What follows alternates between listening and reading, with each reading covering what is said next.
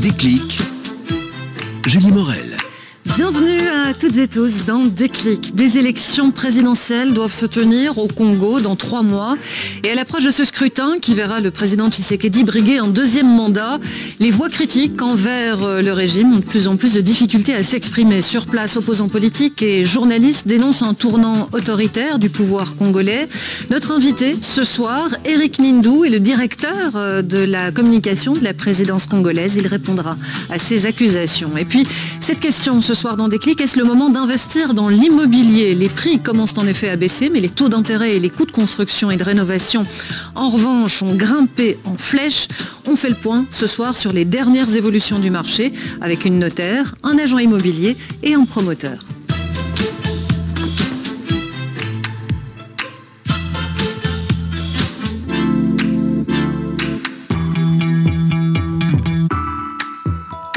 Bonsoir à toutes et tous, j'espère que vous allez bien en ce début de soirée. À mes côtés ce soir pour explorer l'actualité, il y a Imad Messoudi et Benoît Feit. Bonsoir messieurs, je salue également notre premier invité, Eric Nindou. Bonsoir, directeur de la communication de la présidence en RDC. Notre première escale ce soir, c'est en effet le Congo. Le 20 décembre prochain, la RDC organisera des élections présidentielles et à moins de 3 mois de cette échéance, plusieurs organisations des droits de l'homme comme Human Rights Watch par exemple, mais aussi des opposants, des journalistes, des organisations de la société civile dénoncent un climat de plus en plus répressif au Congo, avec, notamment, Benoît, des inquiétudes en termes de liberté de la presse et de respect des droits de l'homme. Expliquez-nous ce qui vous a été rapporté. Oui, en fait, cette inquiétude se cristallise notamment autour du sort qui est réservé à un journaliste, Stanis Boujakera, qui est un éminent journaliste congolais, le plus suivi sur X, ex-Twitter au Congo. Il est le directeur adjoint d'une publication de médias en ligne, actualité.cd, qui est peut-être un des organes de presse les plus rigoureux au Congo aujourd'hui. Il est également le correspondant de l'agence de presse Reuters à Kinshasa et correspondant du magazine Jeune Afrique. Il a été arrêté il y a près de 3 semaines à l'aéroport de Kinshasa, alors qu'il s'apprêtait à prendre un vol pour Lubumbashi pour des questions professionnelles. Et il est toujours en prison, aujourd'hui officiellement en détention préventive. Que lui reproche la justice? Mais il est accusé de propagation de faux bruits et de diffusion de fausses informations suite à la publication d'un article de Jeune Afrique, son magazine pour lequel il est correspondant, un article qu'il n'a pas signé, précisons-le, et qui mettait en cause les renseignements militaires dans une sombre affaire d'assassinat politique, l'assassinat d'un ancien ministre qui a rejoint les rangs de l'opposition aujourd'hui, à savoir Chérubin Okende, qui était retrouvé mort dans son véhicule après avoir disparu sur le parking de la Cour constitutionnelle à Kinshasa. Un assassinat qui a fait grand bruit et sur lequel Stanis Boujakera enquêtait depuis lors. Et ce n'est là, Julie, qu'un seul exemple parmi d'autres de pression qui s'exercent sur les journalistes au Congo aujourd'hui. C'est un cas considéré comme emblématique. On parle de répression également à l'égard de la population, de la société civile. Oui, plusieurs événements ont mis en cause les forces de sécurité ces derniers mois dans la répression brutale, il faut bien le dire, de plusieurs manifestations organisées par des partis d'opposition à Kinshasa notamment. Une répression qui a culminé en août dernier lorsque des civils, membres d'une secte religieuse, ont été massacrés à Goma par des éléments de la garde républicaine qui dépend directement du chef de l'État, alors que ces civils s'apprêtaient simplement à manifester pacifiquement contre la présence de la mission des Nations Unies au Congo. Bilan, une 50aine de morts et des dizaines de blessés.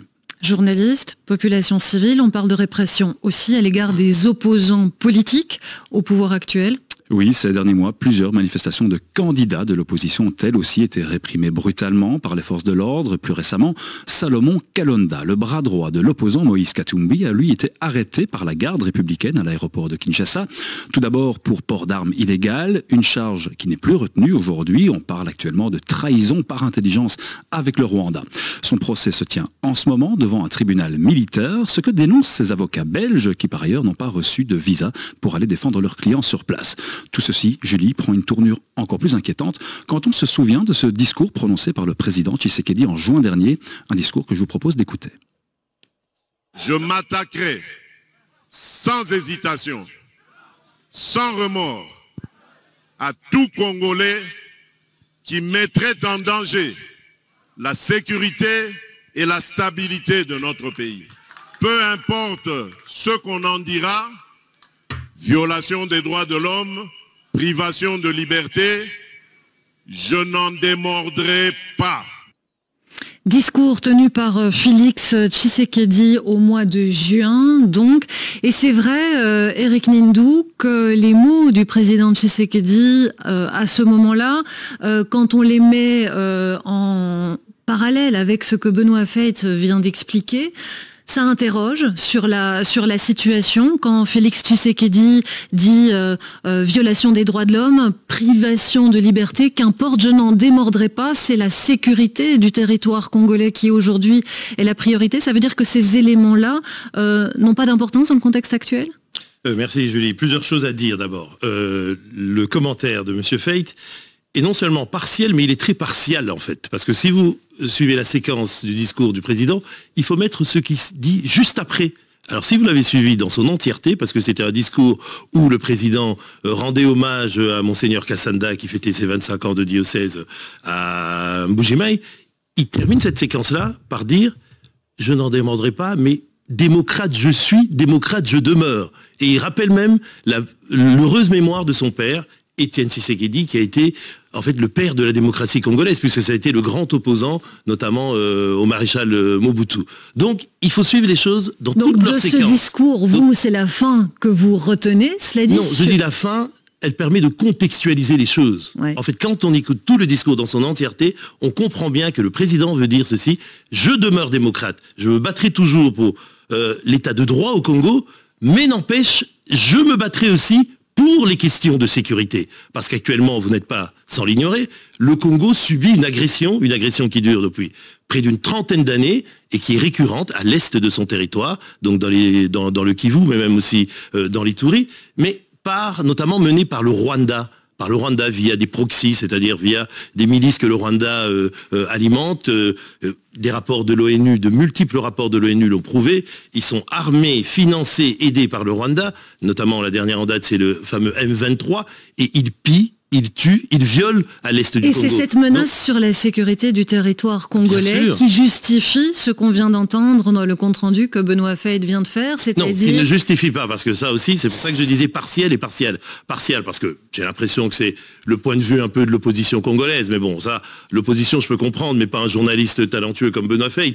Et partiel, pourquoi ? Parce que, comme je dis, on sort les choses de ce contexte, et puis surtout, on pointe certaines questions, mais comme vous l'avez dit. Prenons les choses point par point. Oui, voilà, prenons les choses point par point. Un journaliste, un des plus suivis... Absolument, que je connais personnellement d'ailleurs. Un des plus suivis au Congo, un jeune journaliste très talentueux. Qui ne signe vraisemblablement même pas l'article incriminé et qui se retrouve aujourd'hui en prison. Est-ce que c'est un message du pouvoir congolais ?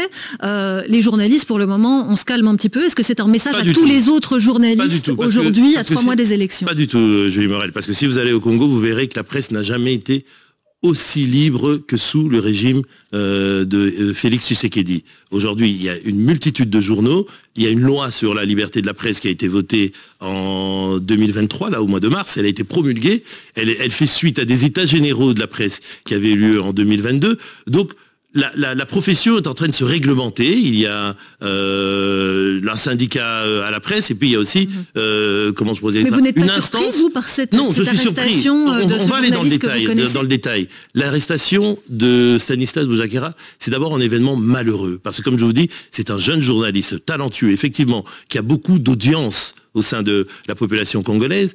Mais il s'avère que là, il n'est pas arrêté parce qu'il est journaliste, il est arrêté parce qu'il a répandu des faux bruits. Et dans un pays qui est menacé pour son intégrité territoriale... Mais Eric, attendez, laissez-moi terminer la séquence.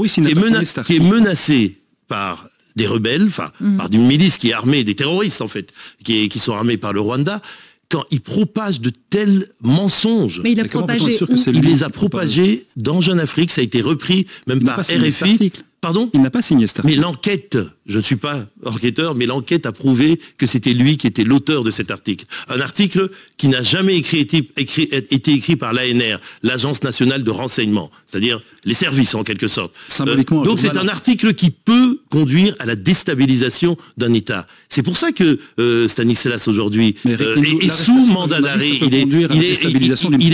C'est une arrestation provisoire. Il y a un procès qui est en cours. Il a accès à des avocats. Il est suivi. Et le président, lors de son séjour à New York, il y était récemment, il a tenu une conférence de presse. Et il l'a dit d'ailleurs devant la presse, il a dit je m'assurerai moi-même qu'il n'arrive à rien de mal à Stanislas. C'est-à-dire que son intégrité physique... Oui, mais ça, c'est la procédure judiciaire. C'est la procédure. C'est un fait grave, quand même, de répandre de fausses affirmations, de mettre en cause des services... C'est un signal envoyé aujourd'hui à la presse congolaise? Pas du tout, pas du tout. C'est un événement malheureux, parce que ce soit Stani ou quelqu'un d'autre qui l'ait fait, il y aurait eu la même démarche de la part des enquêteurs, parce que le fait, c'est répandre des faux bruits. Vous savez très bien que même la Belgique aussi y est confrontée, c'est-à-dire avec les réseaux sociaux, la prolifération des fake news sur les réseaux sociaux, ça peut déstabiliser un État, surtout en cette période sensible qui est la pré-campagne, et on va aller vers la campagne électorale. On passe au second point. Une autre accusation qui est faite aujourd'hui, c'est la répression sur les populations civiles. Alors c'est la garde républicaine qui est directement mise en cause. L'ONU elle-même s'interroge en tout cas sur le rôle que cette garde républicaine, donc qui dépend directement du pouvoir, joue aujourd'hui dans certains massacres. Est-ce que le pouvoir congolais a le contrôle sur cette garde républicaine? Comment expliquer ce qui s'est passé par exemple à Goma? Non, soyons précis, ne dites pas dans certains massacres. Il n'y en a pas eu 10, il n'y en a eu qu'un, et c'est un fait malheureux, regretté, condamné par le pouvoir, par le gouvernement, par le président Tshisekedi lui-même, qui a dit que c'était inacceptable ce qui s'est passé à Goma. De ce point de vue, il y a une enquête qui est en cours. Il y a déjà une dizaine de militaires qui ont été mis en prison, et l'enquête continue. Est-ce que l'armée est sous contrôle? Bien sûr, l'armée est sous contrôle, mais il faut aussi voir d'où vient cette armée. C'est une armée qui vient de multiples phénomènes de regroupement avec des rebelles et tout, et le président Tshisekedi a hérité de cette armée qui était en quelque sorte dans un état, disons-le, pas très en forme, et il a mené toute une politique de réforme de l'armée, et notre armée est en train de monter en puissance justement pour pouvoir assumer son rôle régalien de maintenir la sécurité du territoire et l'intégrité de nos territoires également. Donc, pour être bien précis, le massacre de Goma, puisque c'est de ça qu'il s'agit, c'est un fait malheureux qui a été condamné par tout le monde, par le président en premier. Et les coupables seront punis. Les enquêtes sont en cours, il y a même un procès qui a débuté à cet effet. Donc il n'y a aucun doute là-dessus. Benoît, on le disait, les élections auront lieu dans moins de 3 mois, le 20 décembre précisément, si le calendrier est respecté. Le président sortant, Félix Tshisekedi, aujourd'hui, tout le monde l'observe, il part avec un sérieux avantage. Oui, de toute évidence, parce que le président est déjà en place, il est visible, il est très présent dans les médias, il est aussi entouré d'une série de ténors de la politique congolaise pour se lancer dans cette campagne présidentielle, des ténors de la politique congolaise qui représentent un petit peu toutes les provinces, et on sait qu'au Congo, le vote provincial reste très important. Donc ça donne un avantage certain au président, une élection qui se jouera, rappelons-le aussi, à un seul tour, c'est donc aussi quelque chose qui... C'est la Constitution. Voilà, oui, mais c'est aussi une facilité pour un président sortant de se lancer dans une élection organisée à un tour. Alors, face à Félix Tshisekedi, il y a évidemment plusieurs candidats qui sont déjà plus ou moins déclarés. L'enrôlement officiel est seulement en cours à présent, donc on sera seulement... Non, il est terminé. L'enrôlement est terminé. Donc il n'y aura plus de surprise. Non, vous dites l'enrôlement des candidats. Des candidats. Ah non, oui, des candidats, non, c'est pas terminé. Je parlais de l'enrôlement. D'ailleurs, le président n'a même pas encore présenté officiellement sa candidature. Il le fera dans les jours qui viennent. On peut avoir une exclusivité. Pardon ? On peut avoir une exclusivité ici. Il sera candidat. Il sera candidat. Ce n'est un secret pour personne. Ce n'est un secret pour personne. Merci pour la RTBF. Et il va gagner. On vous réinvitera pour en parler d'ici fin décembre. À côté du président sortant, évidemment, d'autres grands noms de la politique congolaise qui vont certainement, en tout cas, ils vont déjà annoncer leur intention de se lancer dans cette course. Il y a évidemment Moïse Katumbi, l'ex-gouverneur du Katanga, dont le bras droit, Salomon Kalonda, on en a parlé, a été arrêté et qui est actuellement donc jugé devant une cour militaire. Moïse Katumbi qui a également perdu un collaborateur précieux, la personne de Chérubin Okende, qui a été assassiné cet été dans des conditions toujours non élucidées, après avoir disparu sur le parking de la Cour constitutionnelle. Donc ce candidat, Moïse Katumbi, part un peu en ordre de bataille avec quelques désavantages, lui, de ce côté-là. Un autre nom circule également, il y a celui de Martin Fayoulou, qui, vous allez le rappeler certainement dans quelques instants, considère, lui, qu'il est le véritable vainqueur des dernières élections. Il va peut-être se représenter, il l'évoque après s'être éventuellement rétracté, c'est une possibilité également. Et un autre nom circule que nous connaissons bien ici en Belgique, c'est celui du docteur Denis Mukwege, le prix Nobel de la la paix 2018. Mais lui, son nom circule depuis de nombreux mois, mais il n'a toujours pas annoncé officiellement sa possible candidature à cette élection. Le docteur Mukwege, très connu à l'international, reste à voir au sein du pays quelle est son aura et s'il a des chances, par exemple, dans cette élection. Alors, quelle garantie de transparence pour ces élections le 20 décembre, Eric Nindou? C'est vrai que des questions se posent, notamment suite aux déclarations du président de la CENI, la commission électorale, qui est revenu en disant c'est très clair, il y a eu un accord lors du dernier scrutin entre le président Tshisekedi et l'ancien président Joseph Kabila pour écarter Martin Fayulu, qui était le vrai gagnant des élections. Alors quand on entend ça, on est évidemment en droit de se poser des questions sur le vrai vainqueur des dernières élections d'une part, mais sur la transparence du prochain scrutin. Bon, d'abord, je vais vous dire qu'il faut recontextualiser les choses aussi, elles sont précieuses pour ceux qui nous suivent. L'actuel président de la CENI, c'est Denis Kadima, quelqu'un d'une intégrité,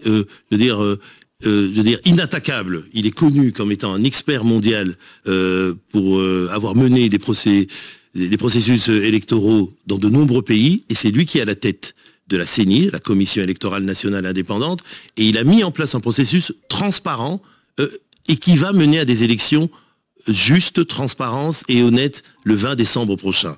Et d'ailleurs, tous ceux qui veulent s'y intéresser, le président a lancé un appel récemment, il l'a dit, j'appelle tous nos partenaires, l'Union européenne, la Belgique, la France, enfin tous ceux qui veulent, venir nous accompagner pour aider à ce que ce processus électoral se passe bien à venir. Vous louez les qualités de ce président de la CENI, mais donc il y a un ancien... Non, c'est pour ça, c'est pour bien préciser. Mais il y a les élections de décembre se passeront très bien, quoi qu'en dise l'opposition, et c'est normal, c'est le jeu de l'opposition que de dire que ça va mal se passer, parce que tout simplement, tous les Congolais ils ont voter, peur. Parce qu'on sait qu'il y a 2 provinces qui sont pour l'instant en état de siège, il y a un problème avec l'enrôlement. Est-ce que tous les Congolais vont vraiment pouvoir aller voter à ces élections? Alors, tous les Congolais peuvent voter, ils se sont enrôlés d'ailleurs, le processus d'enrôlement est terminé. En revanche, dans les 2 provinces qui sont en état de siège, c'est-à-dire le Nord Kivu et l'Ituri, on peut prolonger encore. Donc dans les derniers mois qui restent, on peut prolonger leur enrôlement.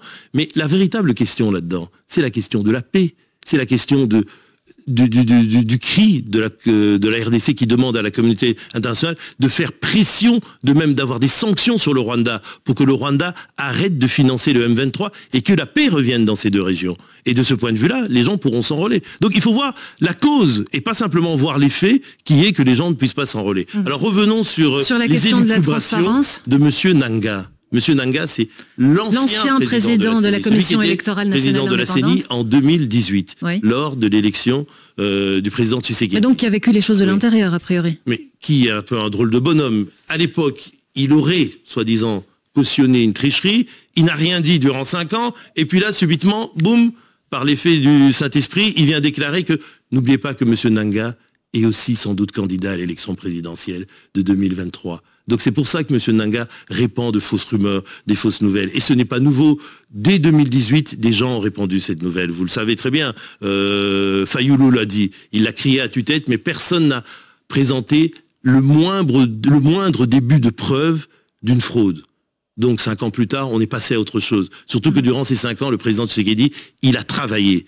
Il a donné au Congo un nouvel élan, une nouvelle dynamique de développement. Il a par exemple fait quelque chose qui était dans la Constitution mais qui n'avait jamais été appliqué, c'est-à-dire la gratuité de l'enseignement de base. Ce qui a permis à 6 millions d'enfants, notamment des jeunes filles, de retrouver le chemin de l'école. C'est quelque chose de formidable. Il vient de lancer ce que vous connaissez tous ici en Belgique, de manière, je veux dire, presque évidente, ça vous étonne pas, on appelle ça la mutuelle. Quand vous êtes malade, vous allez, il y a le système avec le tiers payant, vous ne payez pas tout, la mutuelle vous rembourse. Au Congo, ça n'existe pas. Les gens n'ont pas assez de moyens pour se faire soigner. On vient d'introduire un système de couverture santé universelle qui commence par la gratuité de l'accouchement et des soins pour les nouveau-nés. On entend, et c'est logique que vous défendez évidemment le bilan. Tout ça pour vous dire quoi, Madame Morel, pour vous dire que quand je dis que le président Tshisekedi va se présenter bien sûr et qu'il va sans doute gagner les élections, enfin j'en suis certain moi, mais bon, on laissera les élections se dérouler en décembre 2023, c'est parce que il a travaillé, il a un bilan